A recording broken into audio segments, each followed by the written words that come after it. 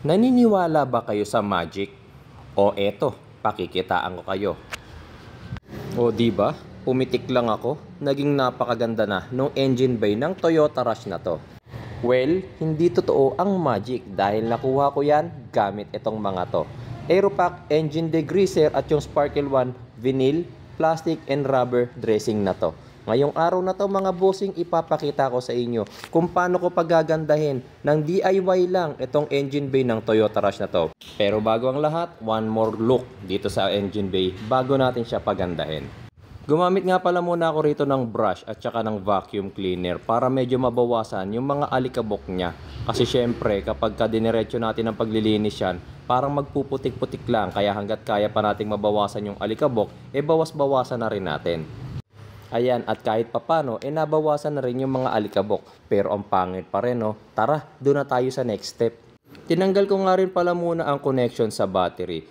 Ito at gagamitin na natin itong Aeropack engine degreaser. Napakasimple lang mga bossing. Ang kailangan nyo lang gawin, spray.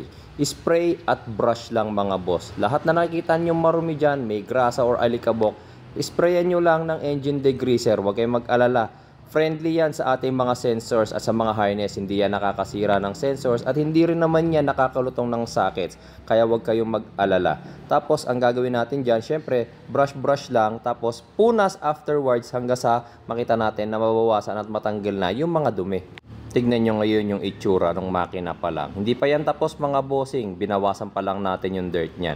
Syempre tutuloy-tuloyin pa natin dito sa buong engine bay yan hanggang sa makita natin na lumabas na yung dating kulay ng mga parts natin.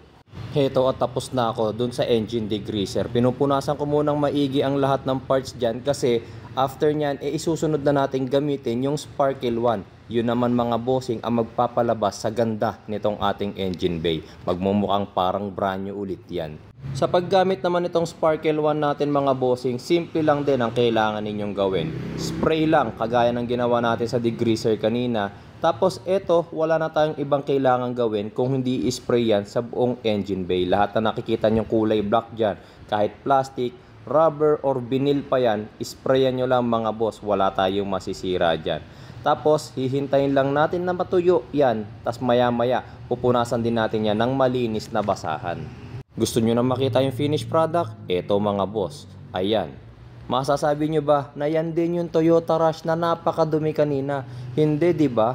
Parang brand new car. Parang magkaibang sasakyan ngayon yung pinapakita ko. Pero hindi mga bossing. Epekto yan ng ginawa nating pagdi-DIY engine detailing. Napakamura lang mga boss. Wala pang 500 pesos ang magagastos ninyo. Yung product link nasa video description at sa pin comments lang. Salamat po!